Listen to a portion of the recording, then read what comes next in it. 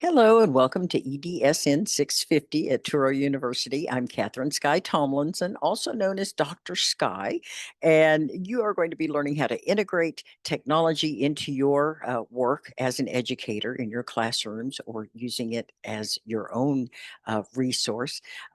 Here is our course, and I'm going to be walking you through what you're going to be doing this semester and specifically maybe showing you some examples of some of the activities you'll be doing. So first, here is our course module. We use Canvas Learning Management System. And on this homepage is where you'll find my announcements. Over here on the left is the dashboard where you'll find all of the different portals you'll need to go to. Your syllabus is here, our discussions, your grades. I'm going to go to the modules. Okay. And we're going to walk through what you'll be doing this semester. Okay. So here we are at module 0. And there are three things that are really important. They're mandatory that you need to do: this memorandum of understanding, the academic integrity statement, and this plagiarism little quiz. Don't worry, it's just going to prepare you to understand what is expected of you. All of these resources are really good. If you don't know how to use the Canvas LMS, this is a great guide that can help you. And of course, I'm here too. So what I have created at the end of every module is this portal called Classroom Connections. It's a PLC. Do you know what that is? Professional Learning Community, or a community of practice. It's where we can all come together. If you have a general question about the course, just post it in the Classroom Connections portal, and then everyone will benefit by the discussion and the answers that are given. Now, if you have a question of a personal nature, just email me directly. Okay. So, Module 1, you're going to be creating this Google LMS. It's very exciting. It's a learning management system, and I have some examples here um, with from students who have given me permission to share their work. These are exemplars, and you notice it says classroom up here. This is a Google feature, something that if you have a Google email, you will be able to use this and many other tools. If you look over here on the right where my picture is, this is my Gmail account, and it's attached to these Google apps. Now, if you click on this waffle with the 9 dots, it will show you all the applications that Google has available to you. And just keep scrolling down. You'll find the one that says Classroom, and you're going to create your own learning management system. So, this is an example of the learning management system you will be creating every semester. We have these. By the end of the semester, you'll have a working application you can use in your classes, or you might be able to use it as a portfolio to show what you can do. So try to do your best work. I'm going to show another one. I thought I had that cued. Okay. I guess yes, here it is. Okay. So this is another learning management system. And this person has created, and you see each module is very clearly labeled so the person can find it, the user, whether it be your learners, their parents, maybe your administration, anyone that maybe a future employer, right, can look at your work. You're going to be creating all of these modules, and they're going to correspond with what we're doing in the class. Okay, so here back to our learning management system here at Turo.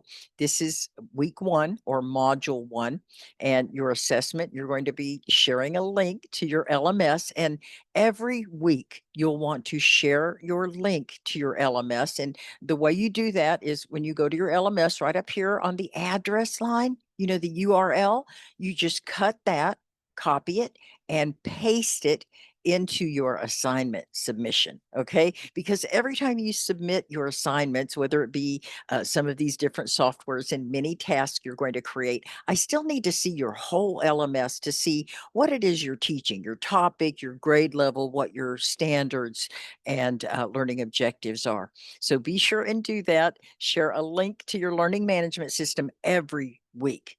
in all of your assignments. Okay, so Module 2, Introduction to Ed Tech, and all of these resources, I recommend creating a repository like a spreadsheet, or we will even offer a really good repository. Wakelet is a great place that you can post your articles and different applications that you're using in your practice, and then you'll be able to refer to them later. You're going to get so much information all at once that it's going to seem a little overwhelming. So create a spreadsheet or a document, something that you can keep all of this stuff in. And then later, you'll be able to use it. And as the class progresses, you'll be able to pull out the different information as you have time to read over the material better. And you'll actually have a better understanding after you've used some of these software applications.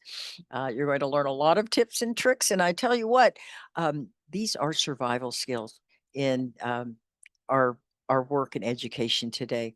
So we will discuss many, many different variables and just context that you will be placed in education. Um, Module 3, we cover assistive technology and adaptive to help students with disabilities. There are some really good in this one, you're going to be doing some research. You're going to research several applications, and then you'll choose one and then offer rationale about why that would work best in your class.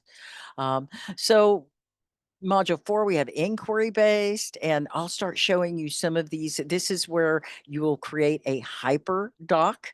And let me see if I have that hyperdoc here. Here's an example of one. It's a Google document. And if you have the Google Drive, you can create Google documents. They're just like regular, like a Word document. You can, download your file in whatever format you'd like. They also have spreadsheets, and Google's all free. It's connected to your Gmail account. So you'll have to create a Gmail if you don't have one already. If you do have one, what you'll be doing is adding my Gmail address to it as one of your students, so that I can come in and look at your LMS just like a student would. So this is a hyperdoc, and this is your inquiry-based lesson you'll be creating. This is an example. This is the parts of a plant. And basically, you see the title page with the objectives and the standards. And then using Bloom's taxonomy, they have different interactive tasks, and if you click on these, some of them are links going to an activity, or some are just, they discuss the activity in class. So it's more of a face-to-face activity. Um, let's see some of the other, you're going to create an Ed Puzzle video. And what you do is you go to the Ed Puzzle site, and then you would download a video, and this one's just from YouTube. Once again, this learner is teaching the parts of a plant. And when you do, I wonder if I can bring this back. I'm going to play it. You'll have the video, and in that video, you're going to embed multiple choice and open-ended questions, as you can see over here on the right. It'll go through the video, the learner will be watching, and then there will be knowledge checks. So they'll have to answer the question, right? And then they will go to the next one. Okay, so that's called Ed Puzzle. It's uh, very engaging. Here's another one, Fig Jam. This is more like a bulletin board that you'll be creating. And let me see if I can make it bigger for you. Your rubric criteria for every assignment will give you exactly what you need to do to get the most credit to fulfill all the criteria of your assignments. Okay. So, like this one had, you have to create so many shapes, and then you have to clone them and create other shapes of different colors. And I think they offered, you have to have a certain number of sticky notes and have some of the information highlighted to show that you can use all of the tools. So this is just an example of the Fig Jam. There's another software called Smart Notebook, and some computers, some hardware doesn't is not able to uh, maybe install the Smart Notebook. So there's an online app called Lumio. Made by the same company. And here's an example of the Lumio that I'll show you. But basically, they have the different applications, and Here you go. It has a lot of different interactivity. Oh, this one's not running right now, but they're really cute and engaging, fun things for your learners to do. And this takes a lot of bandwidth, but you want them to be able to do something that's interactive. You know that they're doing something, and Lumio and Smart Notebook have a lot of these activities that you create and allow the learners to do the fun activities and hopefully learn your subject, right? Okay, so what else do we have here? I think those are most of the examples um, that I'd like to show you, but I'll be doing more in our class and providing examples. I hope that we can meet in classroom connections and collaborate, and you all will share what you're working on and any ideas or tips that you have. In Module 5, we'll be going into depth for with artificial intelligence as our subject, so you'll know a lot more about that as you finish this course, and just all of the different subjects like blended, blending your technology with your face to face or your online with your face to face. But all of these tools are going to help you. Um, Padlet is another good one. This is very interactive and collaborative. So we'll be using a lot of these tools. Midterm, you don't have an assignment on midterm, but we do have a discussion on student collaboration. Uh, Flipped classrooms, that's just switching everything from face to face to online, kind of like what happened during the COVID pandemic. In this one, you're going to be developing an online audio visual tutorial, and you'll be putting that in your LMS as well.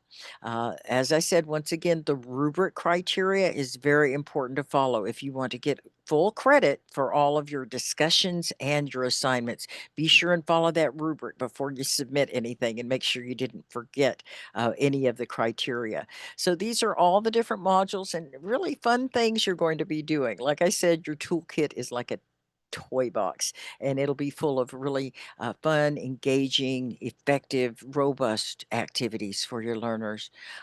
So that's all I have for you. We're going to have a good time this semester. Once again, if you have questions of a general nature, let's go ahead and talk about it in Classroom Connections. Otherwise, you can email me directly. Thank you, and I look forward to meeting you and working with you this semester.